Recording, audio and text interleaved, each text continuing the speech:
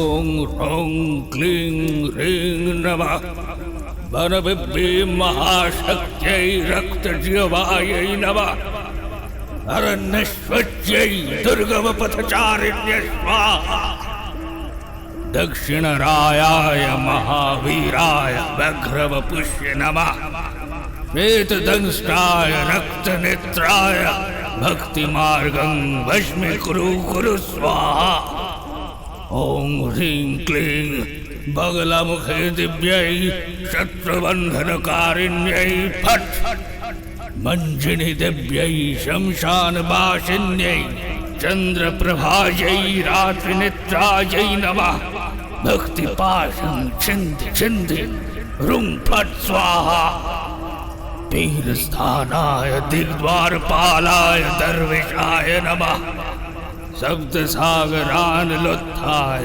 कालाग्निरूपाय स्वाहा चैतन्यमार्गं विदाराय विदाराय नामध्वनिं निवाराय निवाराय घोरतन्त्रे शमशान राज्यं स्थापाय स्थापाय ओम চারটে মূর্তির চারদিকে একটি চক্রাকার খাদ এবং সেই চক্রাকার খাদের বাইরে আরও একটি বড় চক্র। সেই চক্রটির উপর সুন্দর করে কলা পাতায় সাজানো এবং অনেকগুলো কাঁচা কলার থোর রাখা। প্রত্যেকটা থোরে মোম, তুলো ও মানুষের রক্ত মেশানো এক প্রকার বাতি বা আলোর উৎস বিশেষ তৈরি করা হয়েছে এবং সেখানে তীক্ষ্ণ শিখায় জ্বলছে আগুন।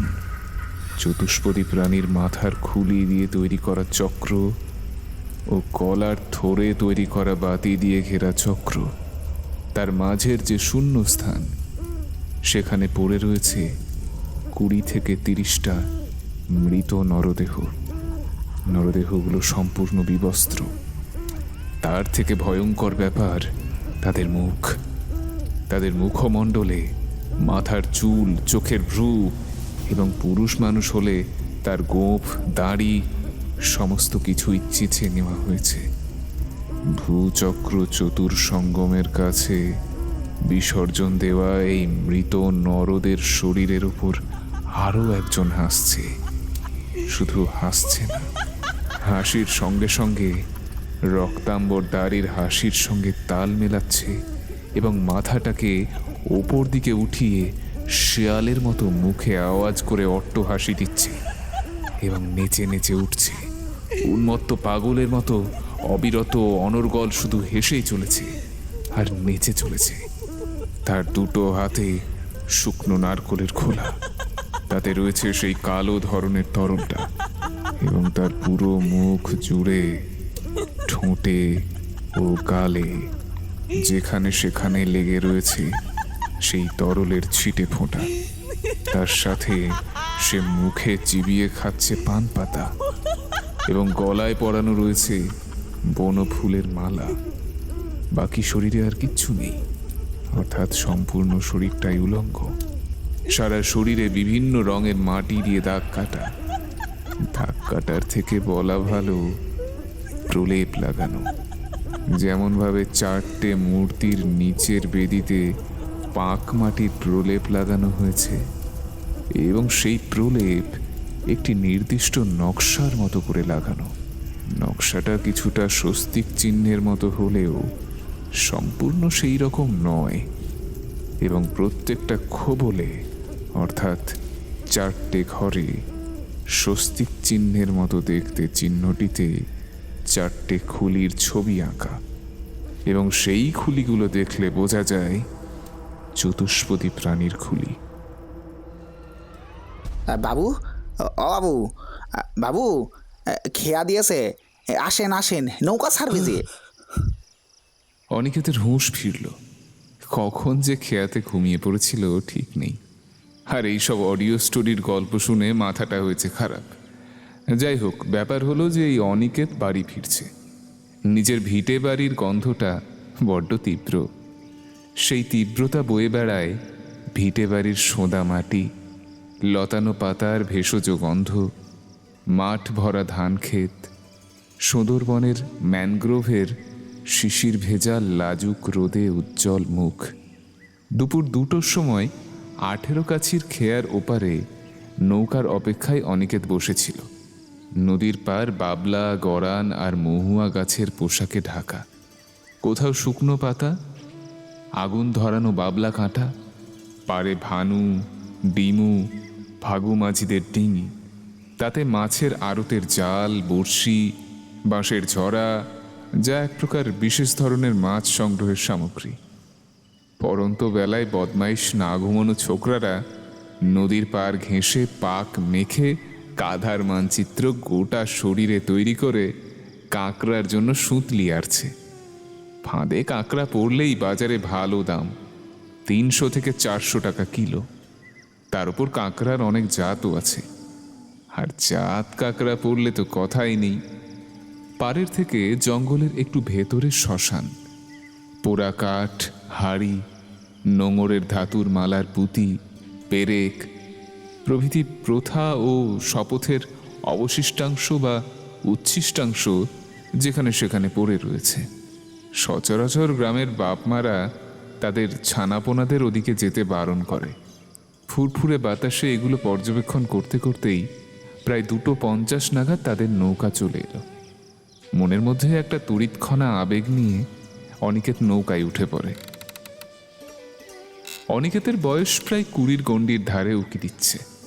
পরনে মেরুন রঙের হাফ প্যান্ট আর সাদা তারার চিক্কাটা নীল ফুলহাতা জামা, কাঁধে ঝোলানো ছোট্ট লাল ব্যাগ, হাতে একটা প্যাকেট যেটাতে সম্ভবত তার 3 কাকার মেয়ের জন্য চিপস আর খাজা সন্দেশ।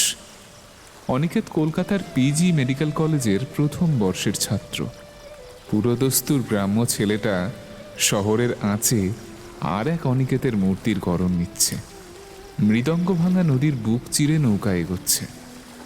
ঢেউয়ের অহংকার নৌকার শরীরের দুপাশে লেগে ছলাৎ ছলাৎ শব্দ করছে। কথায় আছে, মৃদঙ্গ ভাঙার জন্মানোর পূর্বে এই পথে বঙ্গে চৈতন্য মহাপ্রভু নদিয়া থেকে পদব্রজে আসার পথে তার মৃদঙ্গ বা খোল ভেঙে যায়, তাই এর নাম হয়েছে মৃদঙ্গ ভাঙা। দিনটা বৃহস্পতিবার।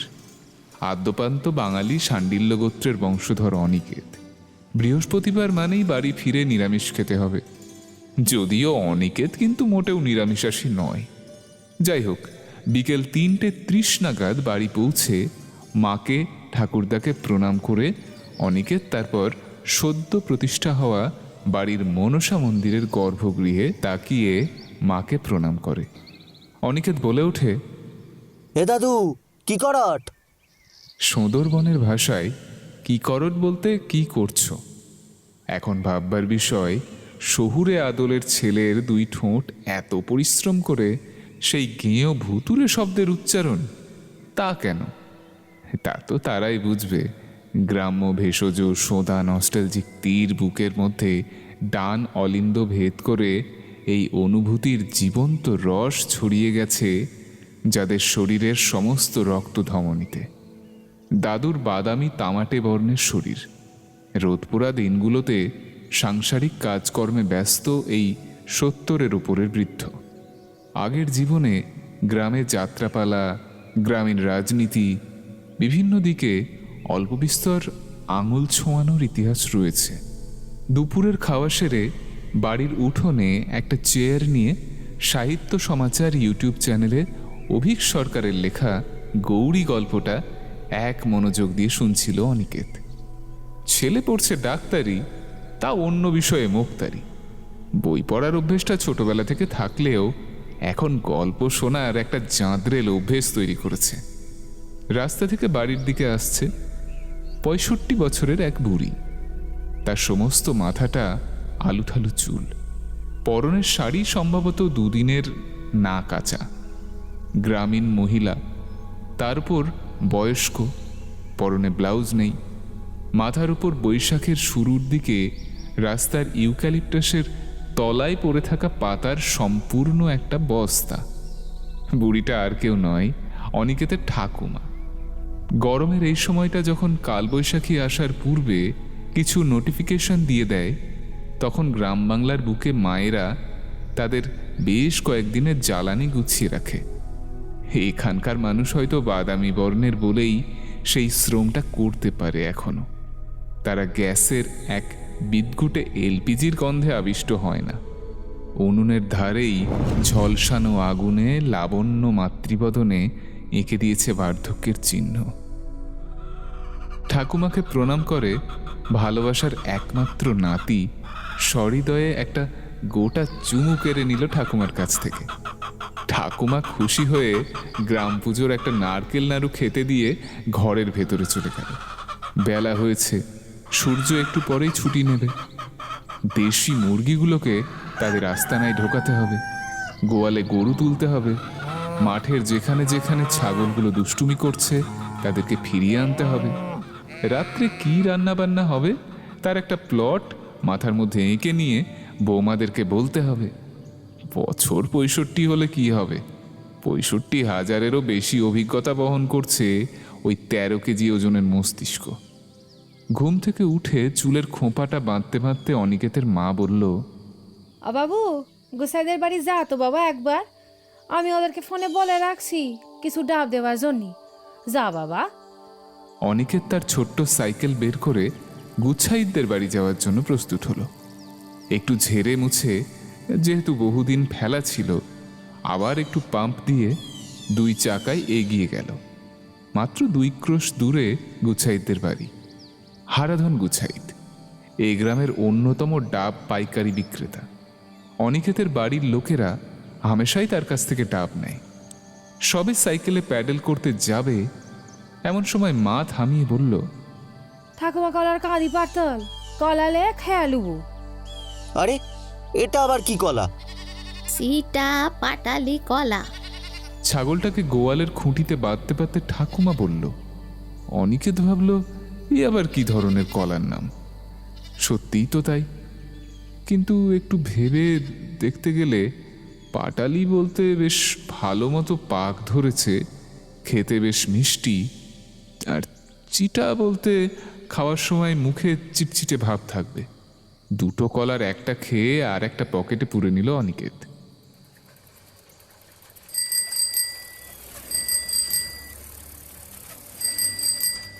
সাইকেল চালিয়ে গুচ্ছাইতদের বাড়ি পৌঁছলো। বাড়ি পৌঁছে দেখে বরাবরের মতোই বাড়ির কর্তাবাবু ফাঁকি মেরে ডেট পিছায়। তাদের বাড়ির কাকিমা বলল পরের দিন সকালবেলা অনিকেতকে আসতে।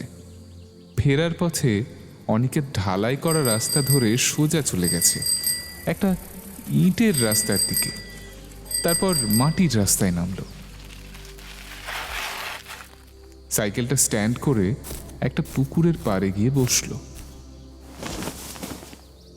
জায়গাটার কাছেই একটা হরি মন্দির, আর তার কাছেই একটা বড় বট গাছ। ঢালাই রাস্তার দুপাশে বন তুলসীর ছোট ছোট ঝোপ, সেগুলো যেন নিজেদের জড়িয়ে রাস্তাটা পাহারা দিচ্ছে। এই জায়গাটার নাম লাহাঘড়ি। জমিদার লাহাবাবু বেশ কয়েক বছর আগে এই জমিগুলো কিনেছিল। মেদিনীপুরের বাসিন্দা লাহাবাবু সঙ্গে এনেছিল অনেক ঠিকাদারি চাষি। চাষিদের একমাত্র কাজ মালিকের আন্ডারে কাজ করবে এবং পারিশ্রমিক, আর প্রত্যেক জমি পিছু 60% চাল তাদের। এইগুলো পুরনো দিনের অনেক কথা। এই লাহাঘেরির অঞ্চলটির কাছেই একটা বড় খাল রয়েছে। শোনা যায় একসময় এই খালটা নদীর সঙ্গে যুক্ত ছিল। সেই খালটারও এক অদ্ভুত নাম, বাগমারি খাল। এই খালটার কাছেই একটা বড় দিঘির সাইজের পুকুর আছে।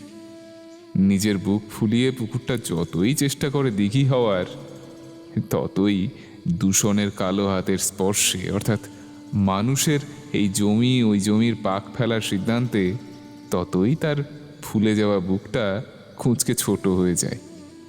প্রতি বৈশাখে যে পুকুরের মালিক তার সম্পূর্ণ জল পুকুর থেকে তুলে নেয়, আবার নতুন করে আগস্টের বৃষ্টিতে পুরো ভরাট হয়ে যায়। নতুন করে মাছের চারা ছাড়া হয়।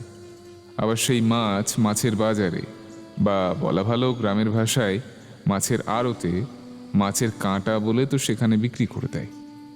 অনিকেত সেই জলশূন্য পুকুরটার ধারেই বসেছিল। সবে সবে গজিয়ে ওঠা দুর্বা ঘাসের আস্তরণের ওপর অনিকেত বসে প্রকৃতির মুক্ত বাতাস অনুভব করছে। পুকুরে জমা 1 হাঁটু পাঁক। মা তার সন্তানকে বিদেশে পাঠিয়ে দিলেও তার বুকের মধ্যে যেটুকু মায়া কাল্পনিকভাবে সন্তানের অস্তিত্বের রূপ নিয়ে বাস করে, ঠিক তেমনটাই সম্পূর্ণ পুকুরের জল ছাঁটাই করে দেওয়া হলেও আংশিক বা কিঞ্চিত পরিমাণ জল এখনো পুকুরের বুকে রয়েছে। কোথাও কোথাও ঘেঁটে যাওয়া পাকের মাঝে ফাঁকা শূন্যস্থান, কোথাও আবার সেই ফাঁকা শূন্যস্থানে অল্প জল জমে রয়েছে। পুকুরের পাড়ে উত্তর কোণটাতে বাঁশ গাছের ঝাড়। অনিকেত যেদিকটায় বসেছে সেদিকে রয়েছে পুকুরের পাড় বরাবর ইউক্যালিপটাস গাছের পরিবার। পুকুরের একদম পাড় ঘেঁষে শুকনো মরা কাঠ পড়ে রয়েছে। পাড়ের ওপারে জমিতে গ্রামাঞ্চলের সাপকে পোড়ানোর পর কালো খড়ের ছাই পড়ে রয়েছে। বেশ কিছু জায়গায় পুড়ে যাওয়া খেজুর গাছের কাঁটা এবং বেশ কিছু জায়গায় গরুর মাথার খুলি। তার কারণটা খুবই সাধারণ।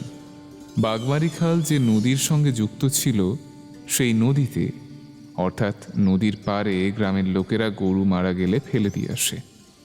বড় বড় কুকুরগুলো বা জঙ্গলের শেয়ালগুলো মরে যাওয়া পচে গলে যাওয়া সেই গরুর শরীরের মাংস ছিঁড়ে ছিঁড়ে খায়, টানাটানি করে হাড়গোড়। তাই এখানে সেখানে গ্রামাঞ্চলের বিশেষ করে পুকুরের পাড়গুলোতে গরুর খুলি, ছাগলের খুলি দেখতে পাওয়া যায়। অনিকেত এই সময় পকেটে রেখে দেওয়া আরেকটা কলা বের করলো। সেটাকে খাওয়া শেষ করে খোসাটা পুকুরের জলেই ফেলে দিল। কিছুক্ষণ সে গল্প শুনছিল। হঠাৎ জানাদের বাড়ির জেঠিমার সঙ্গে দেখা। বর্তমানে ঘটে যাওয়া মেডিকেল লাইনের দুর্নীতি, রাজনীতির দুর্নীতি, বর্তমান জেনারেশনের ছেলেদের ডেভিয়েশন, এই সমস্ত নিয়ে দীর্ঘ কথোপকথনের পর আবার অনিকেত পুকুরের পাড়ে গিয়ে বসল। শহরের ঘিঞ্জি এলাকায় অনেকদিন না অনুভব করা ফুরফুরে বাতাসের লোভে হঠাৎ ফোনটা বেজে উঠল। ফুরফুরে বাতাস ও তার তালে তালে গল্পের স্রোতে অনেকটা গভীরে অনিকেত ডুব দিয়েছিল। হঠাৎ বেজে ওঠা রিংটোনটা যে গভীরতার পথে ওর চিন্তন শক্তি হাঁটছিল, সেখানে হোঁচট খেল। ফোনটা তুলতেই ওপার থেকে মায়ের গলা। আয় কাই তুই? আরে ওই তো জানাদের ঘরের কাছে হরি মন্দিরের সামনে পুকুরটার পাড়ে বসে। ও বাপ, বুঝি না ওখানে ওসব জায়গা ভালো না। কেন? যেটা কইছি শুন, ঘরে আয়। ওসব জায়গা ভালো না, বিকেলের দিকে ওই দিকটা যাবো নিকো। অর্থাৎ অনিকেতের মা শেষ যে কথাটা বলল, এই পুকুর পাড়ে বিশেষ করে এই জায়গাটা ভালো না, বিকেলের দিকে এখানে আসতে নেই। অনিকেত একটু মুচকি হাসল, কারণ তার পিছনেই ঢালাই রাস্তার উপর বসে আছে জানাদের বাড়ির মেজ জেঠিমা। মা কেন খামোকা বলছে এসব জায়গা আসতে নেই? মায়ের যত সব বদ চিন্তা ভাবনা। বাড়ি ফিরতেই আকস্মিক তার মা অনিকেতের ডান হাতের কনুইয়ের উপর ঝুলতে থাকা রুদ্রাক্ষের তাবিজটা স্পর্শ করে। সেই আঙুলগুলো একবার অনিকেতের মাথায় স্পর্শ করে অনিকেতের ডান হাতের আঙুলের কয়েকটা নখ নিজের মুখে কেটে অনিকেতের গায়ে মিছিমিছি থুতু ফেলার মতো করে থুতু করল।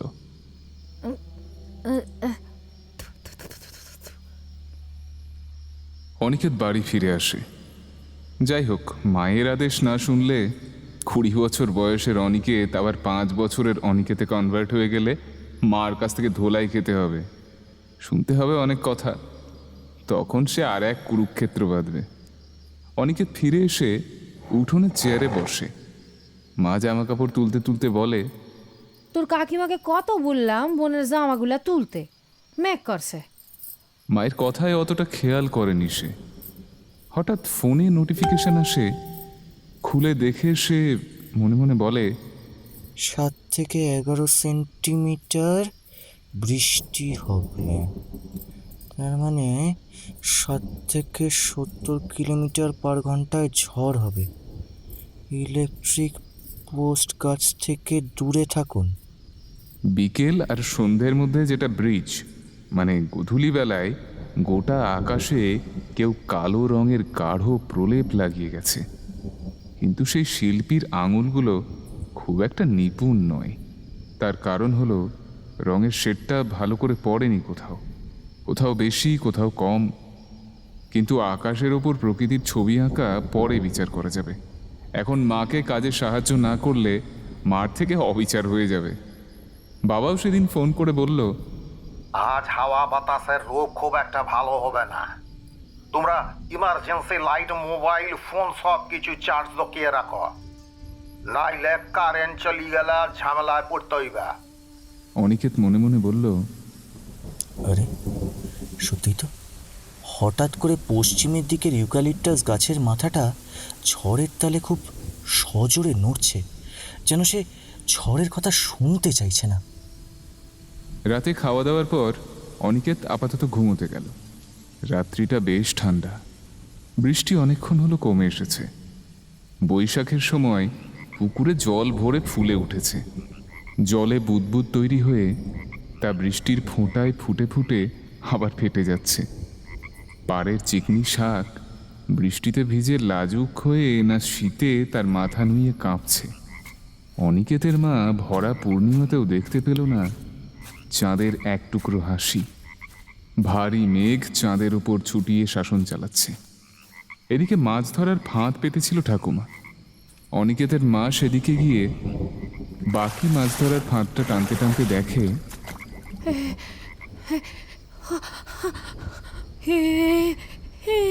কি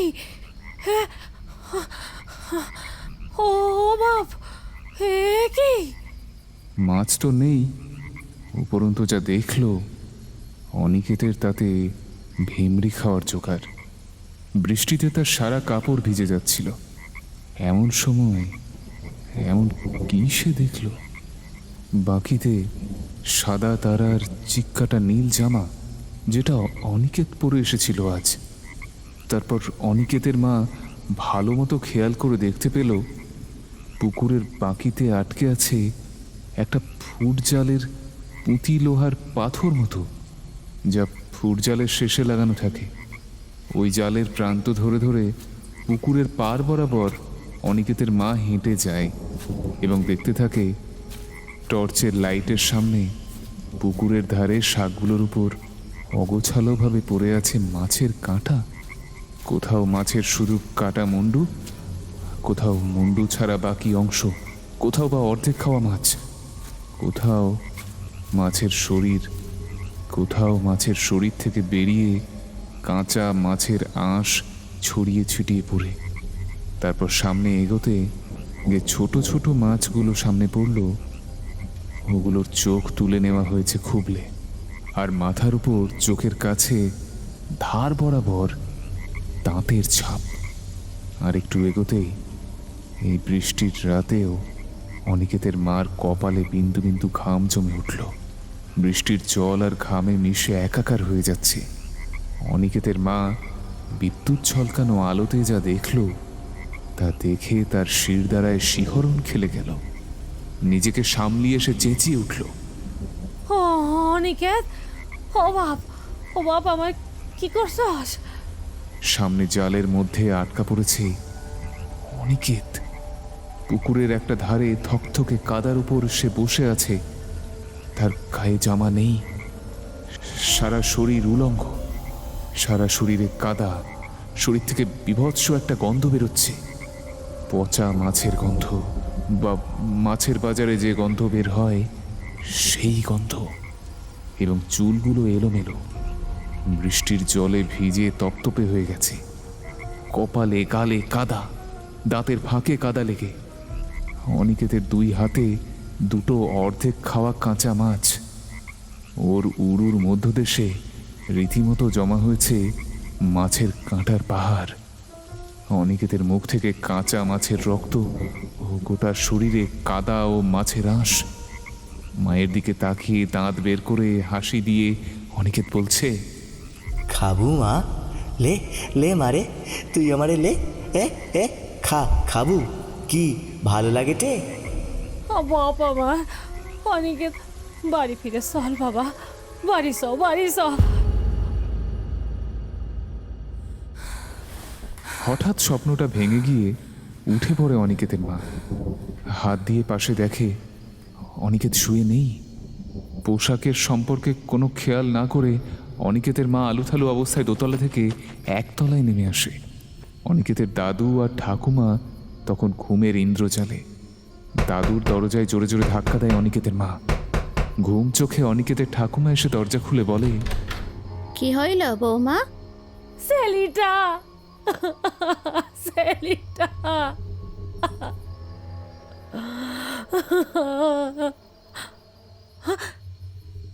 দরজা খুলে বেরিয়ে আসে দাদু আর ঠাকুমা। ঠাকুমা অনিকেতের মায়ের কাপড়টা ঠিক করে একটু বোতল থেকে জল খাওয়ায়। তারপর অনিকেতের মা স্বপ্নের কথাটা বলে, অনিকেতকে বিছানায় পাশে খুঁজে না পাওয়ার কথা। তারপর অনিকেতের দাদু বিছানা থেকে টর্চ লাইটটা আনে আর ঠাকুমা যায় হ্যারিকেনটা আনতে। অনিকেতের মা কান্নাকাটির মাঝে নিয়ে আসে এমার্জেন্সি লাইট। তারপর দাদুই প্রথম কথাটা বলল, এত রাত্রে কাই যাব বৌমা? অনিকেতের মায়ের মাথায় কথাটা সজোরে স্ট্রাইক করল। এছাড়া স্বপ্নে পুকুরের পাড়ে বটগাছ আর বাকি বর্ণনা অনুযায়ী মা ও দাদু আন্দাজ করে ফেলে বাঘমারির খালের কাছের পুকুরটা। সম্প্রতি ঢালাই হওয়া রাস্তায় বেরিয়ে পড়ে অনিকেতের মা, দাদু আর ঠাকুমা। গ্রামের আর কাউকে ডাকল না। ব্যাপারটা খুব স্পর্শকাতর। এর মধ্যে অনেকগুলো লোককে জড়ানো মানে কুরটনা আর প্ররোচনা শেষ থাকবে না। রাস্তায় যেতে যেতে পুকুরের মাত্র 20 পা আগেই সে আর এক অবাক কাণ্ড। সামনে ছাতা মাথায় আর হাতে ফোন ঘাঁটতে ঘাঁটতে ফ্ল্যাশ লাইটটা জ্বালিয়ে এগিয়ে আসছে এক যুবক। কাছে এসেই ছেলেটা কে দেখে চমকে ওঠে অনিকেতের মা। অনিকেত, তুই? সত্যি তো, ছেলেটা তো আর কেউ নয়, অনিকেত নিজে। মা অভিমানবশত ছেলের গালে চর কষিয়ে দেয়।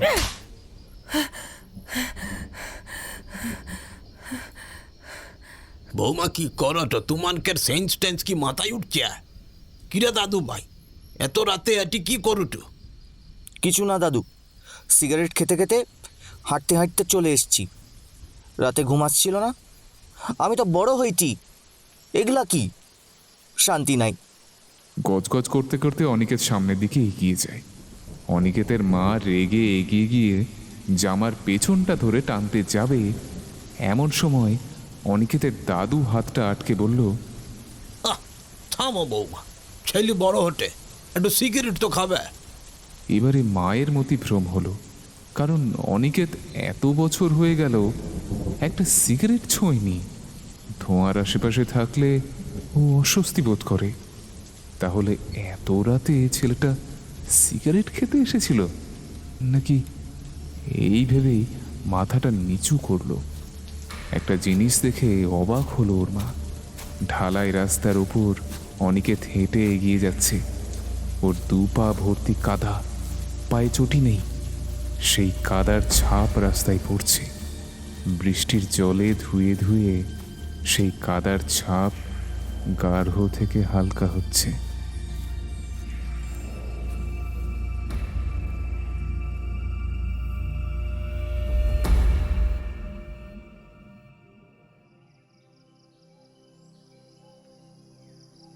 শান্তি বাড়ির উঠোনে বসে বৈশাখের শুরুর দিকে জমি থেকে কেটে আনা ধান চালনা দিয়ে ধুলো মাটি পরিষ্কার করছে। উঠোনের মুখোমুখি বড় পুকুর। পুকুরের বাম দিকে আস্ত বড় নিম গাছ, তবে গুড়িটা এত মোটা যে 3টে কচি শিশুও হাত দিয়ে ধরে ঘিরতে পারবে না। পুকুরের ডান দিকে শান্তিদের গোয়াল ঘর। গোয়ালে 2টো গরু আর সাদা ধবধবে একটা গাভী। কয়েকটা ছাগলও ছোট করে জায়গা দখল করে ঠাসাঠাসি করে শাকগুলো কি সুন্দর খেয়ে নিচ্ছে। গরুগুলো অলস ছেলের মতো শুয়ে জাবর কাটছে। 2টো ছেলে নিম গাছ তলায় বসে তারা দল বেঁধে একটা কাজ পরিচালনা করছে। পাড়ার কয়েকটা ছেলে মিলে নিম গাছে উঠে বৈশাখের সময় গাছে আসা নিম ফুল পাড়ছে। কারণ অনেক হতে পারে, হয়তো এই কচি বাচ্চাগুলো সাজগোজের জন্য নিমফুল সংগ্রহ করছে। কোমরের উপর নগ্ন ধুলো মাখা শরীরে শ্যামলা গায়ের ছেলে, তাই একটু ময়লা দাগ লাগা ছোট হাফ প্যান্ট। কোমরে প্যান্টটা ঢলঢলে, ঘুমসি দিয়ে বাঁধা। বারবার সেটা খসে পড়লেও আবার হাতে ধরে, তুলে জোরে হাঁক দিচ্ছে।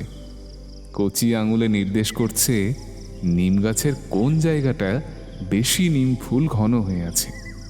নিচে 5-6 বছরের একটা মেয়ে যে ফ্রকটা পরেছিল সেটার নিচে পাড় তুলে আঁচল মতো তৈরি করেছে। অন্য ছেলেটা নিচ থেকে কুড়োনো নিম ফুল হাতের মুঠোয় ধরে সেখানে রেখে দিচ্ছে। ওপরের ডাল থেকে কয়েকটা ছেলে মেয়ে হু হাঁ বলে ডাল নাড়ছে আর নিম ফুল পাড়ছে। পুকুরের সামনে পথের ঘাটে বসে আরও কয়েকটি ছেলে মেয়ে, কেউ নিম ফুলের মালা তৈরি করছে, কয়েকটা মেয়ে সদ্য ফোটানো কানের লতি ও নাকের ফুটোতে এবং কচি চুলের ঝুঁটিতে নিম ফুল লাগিয়ে অলংকার বা গয়নার মতো করে নিজেকে সাজিয়ে নেওয়ার চেষ্টা করছে। হঠাৎ পুকুরের জল থেকে উঠে আসছে ধীরে ধীরে পুরো ভিজে শরীরের একটা মেয়ে। তার বেশ ঘন চুল, চাপা গায়ের রং, তাও মুখের আদলে একটা ঠাকুর প্রতিমার মতো ভাব। 2 কচি হাতে পান পাতা, কোণের মতো মুখ ঢাকা, যেন চান করার জন্য জলে ডুব দিয়েছিল। ডুব সেরে জল থেকে উঠছে। নিমের ডালে বসে থাকা ছেলেটি ডাকলো, আয় শত শত, দেখব চৈতালি। ওরে সন্ডি মা, আমাদের সন্ডি রানী। শীতু, কিরে শীত লাগবে তো, গামুচ। তারপর বাচ্চাগুলো নিমের ডাল থেকে নিম ফুল ছুঁড়ে দিচ্ছে চৈতালি বা চণ্ডী বা বাসন্তী বা সিতুর ভেজা শরীরে। গামছাকে কাপড়ের মতো করে চৈতালি শরীর ঢেকেছে। বেশ স্বাস্থ্যবান শরীর। যে পুকুর থেকে উঠে আসছে তার জলের শীতল আস্তরণে নিম ফুলের স্তর। নিম ফুল কোথাও এলোমেলো, কোথাও গুছিয়ে সুতোর মতো। পুকুর থেকে উঠে আসতে কয়েকটা মেয়ে তার গলায় পরিয়ে দিল নিম ফুলের মালা, কানে নিম ফুলের দুল, নাকে নিম ফুলের নোলক এবং হাতে বালা। শান্তির মুখে শান্তি হাসি। এই সব দেখে মেয়েটার ভেজা কাপড়েও যেখানে সেখানে নিম ফুল লেগে, এ যেন নিমকন্যা চৈতালি। তারপর উঠোনে এসে শান্তির সামনে মেয়েটি তার মুখের পান পাতা সরালো। সরাতেই অস্বাভাবিক একটা জিনিস চোখে পড়ল শান্তির। মেয়েটার চোখ দুটো টেঁড়া আর নাকটা একটু খেঁদা।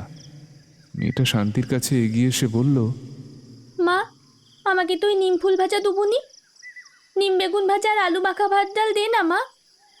চৈতালির ভেজা শরীর তখন বেশ আবেদনময়ী হয়ে উঠেছে। চপচপে ভেজা মেয়েটার শরীর থেকে টপটপ করে জল মাটির উঠোনে পড়ছে।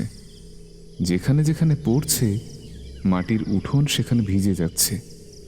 শান্তি মেয়েটার আবেদনের থেকে মেয়েটার মুখের বিনোদনের উপর বেশি নির্ভর করল।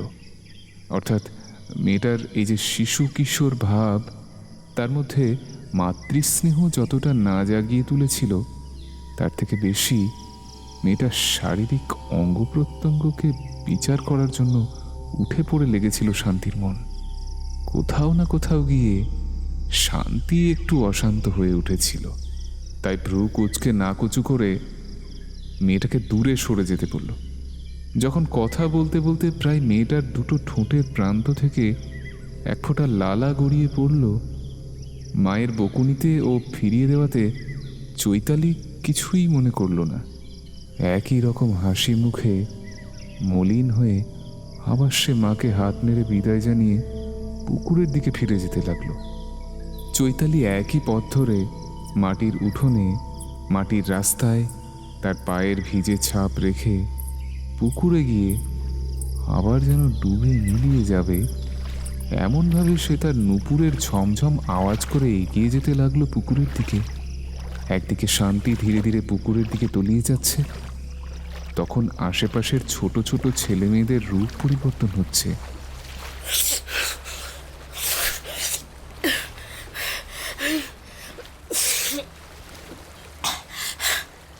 প্রত্যেকটা ছোট ছোট ছেলে মেয়ের চোখ লাল হয়ে গেল, তাদের রুক্ষ চুলগুলো বাতাসে উড়তে লাগলো। তারা প্রত্যেকে তাদের কোমরের কাপড়ের ভাঁজ থেকে থেকে যাকে বলে ট্যাক, কিছু একটা বার করে খেতে শুরু করলো। সেটা আর কিছুই নয়, গর্ভবতী মায়ের ডেলিভারির পর জরায়ুর যে ফুল, বা বিজ্ঞানের ভাষায় আম্বিলিকাল কর্ড।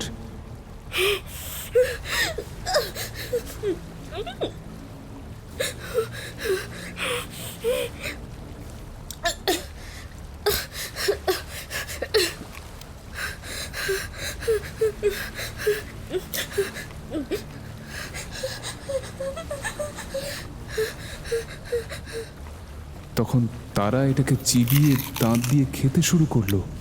এই বীভৎস দৃশ্য দেখে শান্তির চোখ ফিরিয়ে নিল। তখন পুকুরের দিকে ধীরে ধীরে এগিয়ে যাওয়া চৈতালির পিঠের যেখান সেখান থেকে চামড়ায় ক্ষত সৃষ্টি হয়ে সেখান থেকে রক্তক্ষরণ হতে শুরু করলো। যত বেশি করে সমস্ত ছেলে মেয়ে চিবোতে শুরু করলো, আরও বেশি করে চৈতালির পিঠ থেকে রক্তক্ষরণ হতে শুরু করলো।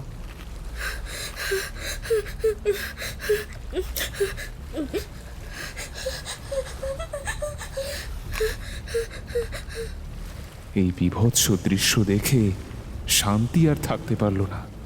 তাদের কাছে এগিয়ে এসে প্রত্যেকের কাছ থেকে ওই বীভৎস জরায়ুর ফুলটা টেনে নিয়ে বাড়ির উঠোনের সামনে ফেলে দিল। মাটিতে ফেলে দেওয়া সেই খাদ্যবস্তুটাকে সবাই মিলে টেনে হিঁচড়ে খাওয়ার জন্য পাগল হয়ে উঠল। বাড়ির ভেতরে উনুনের কাঠে আগুন ধরিয়ে সেটা দিয়ে ছেলে মেয়েগুলোকে ভয় দেখানোর চেষ্টা করলো শান্তি। তখন গোয়ালের ছাগলগুলো এসে সেই জরায়ুর ফুলটা নিয়ে টানাটানি করতে লাগলো।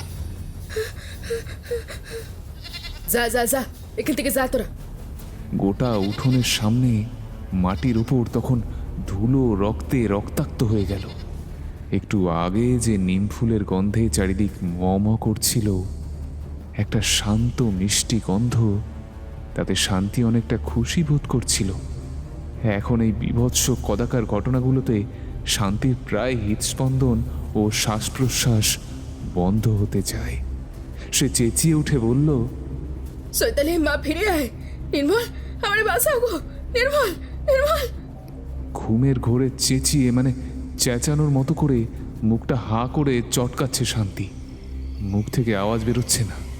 স্বামীর শান্তি নির্মল মাঠ থেকে এই সবে কাজ সেরে ফিরেছে।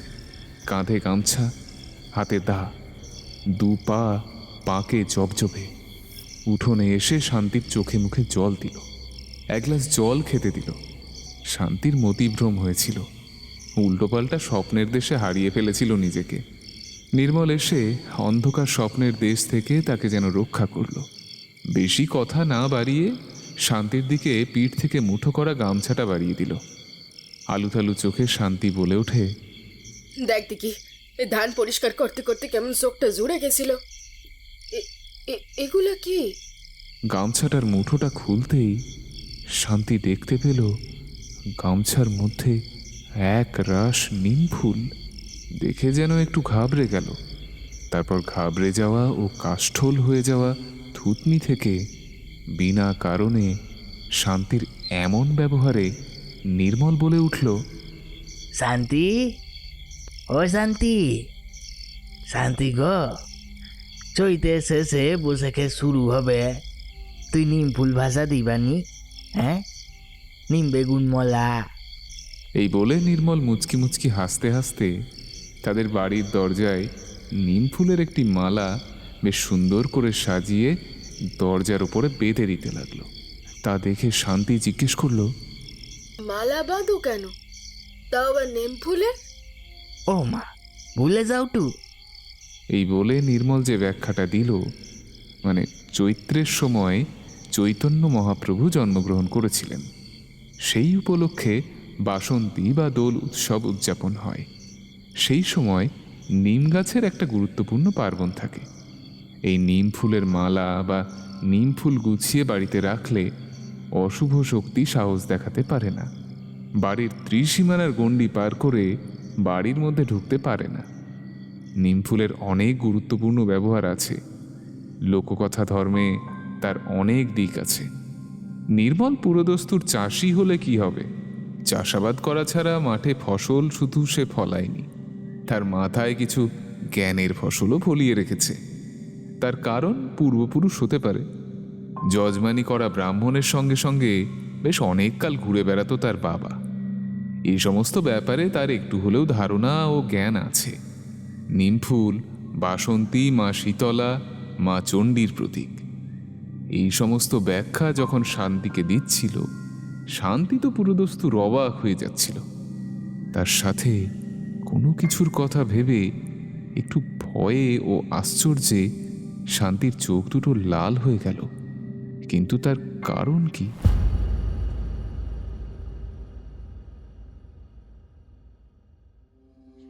পূর্বাভাসের ঝড় কালই ঝেড়ে কেসেছে, কিন্তু কিন্তু ঝেড়ে কাশেনি একজন, অনিকেত। তার মা কাল রাত্রে বৃষ্টির শীতল পরিবেশে একটা চর মেরে মনটা গরম করে দিয়েছে। সেই গরম ভাব তার লাল ঠোঁট আর চোখের তীক্ষ্ণ মণিতে ফুটেছে। মাও অতঃপর ছেলের কষ্ট ও অভিমান যাই হোক বুঝতে পেরেছে, কিন্তু তার তরফ থেকেও নিশ্চল, বলেনি কিছুই এখনো। অনিকেতের দাদু বেলা 10টায় অনিকেতকে বলল, দাদু ভাই, তোর ঠাকুমাকে বল তেল বার করে দিতে। মনে পড়ল অনিকেতদের লক্ষ্মীজলা বলে একটা গ্রামের পূর্ব দিকে পুকুর আছে, ঝিল পুকুর। চাষের সময় জমির জল জমলে ধানের চারা সর্দিতে ভুগতে পারে, আর সেই জল পাশ কাটাতেই এই পুকুর।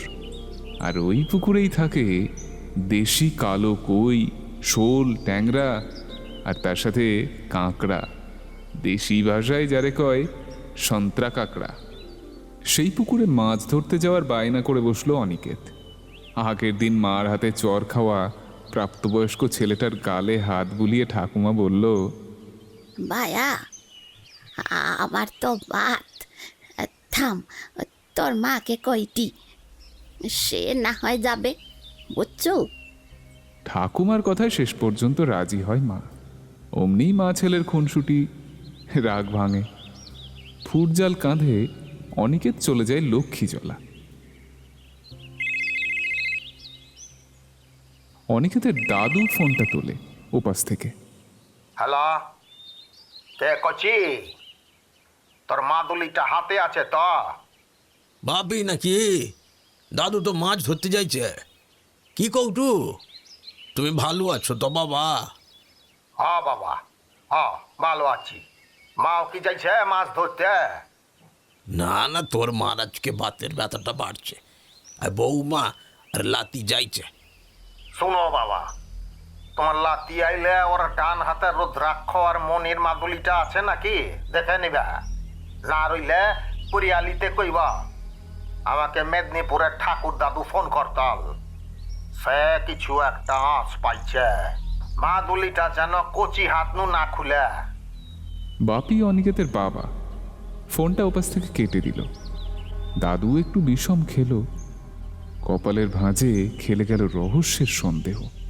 আগের দিন বৌমার কথায় সায় না দিলেও এবারে তার মনের ভেতরের ভয়টা বমির মতো বেরিয়ে আসতে চাইল। মেদিনীপুরের যোগেশচন্দ্র ঠাকুর এই পরিবারের সাথে অনেক কালের ঘনিষ্ঠ এক সাধক। তার ষষ্ঠ ইন্দ্রিয়ের আঁচ ভুল হতে কখনো দেখা যায়নি। ব্যাঙ্গালোর থেকে ফিরে আসা অনিকেতের মামার বাড়ির একজন জ্ঞাতি দিদা কোনো নিউরোলজিস্টকে দেখিয়েও কোনো সমাধান হয়নি। তখনই কালী পুজোর পৌরোহিত্য সূত্রে পরিচয় হয় এই যোগেশচন্দ্র ঠাকুরের সাথে। তার হাত ধরেই বুড়ি দিব্যি 5টা বছর টিকে আছে। সব ভাবা বন্ধ করে অনিকেতের দাদু ফোনটা অনিকেতের ব্যাগে রাখতে যাবে, কেড়ে আঙুলের কাঁটা কাটা মতো কি একটা অনুভব হলো। জিনিসটা বার করতেই একটা কথা আবার মাথায় ঘুরপাক খেলো। তোমার লাতি আইলে ওর ডান হাতের রুদ্রাক্ষ আর মনির মাদুলিটা আছে নাকি? না রইলে পুরিয়ালিতে কইব আমাকে মেদিনীপুরের ঠাকুর দাদু ফোন করতাল।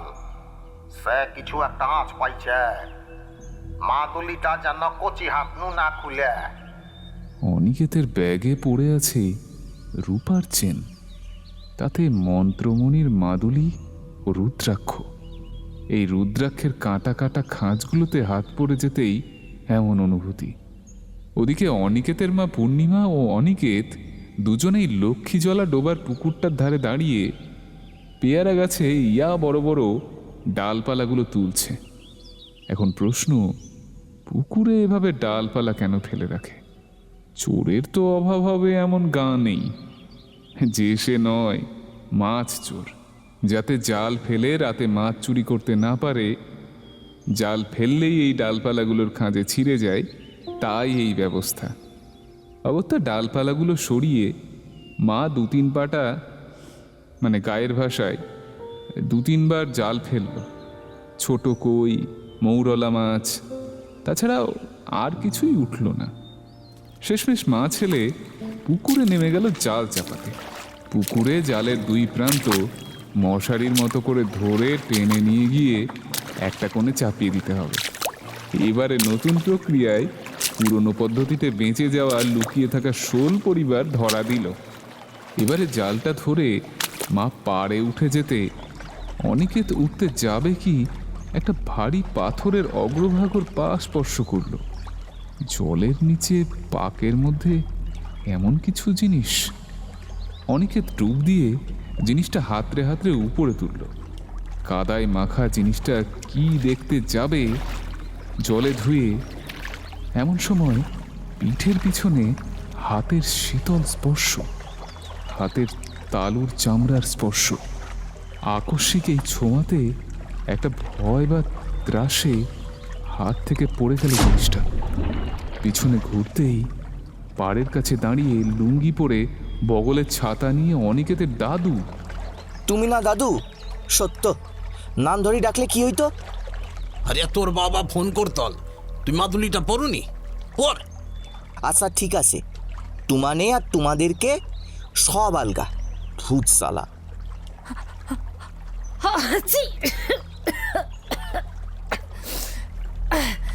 তোমানে কি বুঝবা? এখনকার সব বাচ্চা গাল টিপলে দুধ বেরোবি নি। তোমাকে আমি পেটে ধরছি, তোমার ভালো মন্দটা কে বেশি বুঝবে শুনি?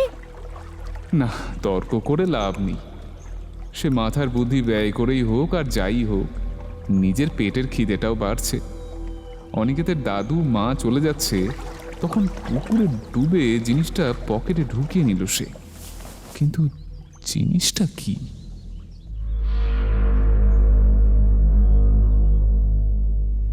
শুনলেন লেখক অনিমেষ গিরির কলমে আমাদের আজকের নিবেদন সোঁদর বনের সোজাপল গল্পের প্রথম পর্ব।